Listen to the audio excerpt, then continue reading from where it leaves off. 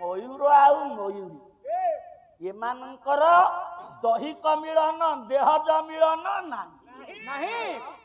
ମେଘ ଦେଖିଲେ ମୟୂର କୁଆଡେ ନୃତ୍ୟରତ ଥିଲା ବେଳେ ରେତ ସ୍ଖଳିତ ହୁଏ, ମୟୂରୀ ତାକୁ ଖାଏ, ଗର୍ଭବତୀ ହୁଏ, ଅଣ୍ଡା ଦିଏ।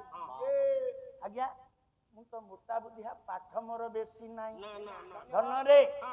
ଯଦି ମୟୂରର ରେତ ସ୍ଖଳିତ ହେଲା, ମୟୂର ତାକୁ ଖାଇଲା, ଆଜ୍ଞା ସେ ରତ ତ ଆଜ୍ଞା ପୁଣି ଗର୍ଭାଶୟକୁ ଯିବ।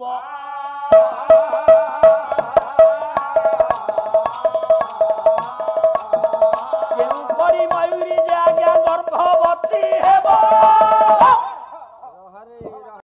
ମୟୂର ମୟୂରୀଙ୍କ ଭିତରେ ଦେହଜ ପ୍ରେମ ହବାର ଚିତ୍ର ସୋସିଆଲ ମିଡିଆରେ ଘୁରି ବୁଲୁଛି। ଆମେ ଯୋଉ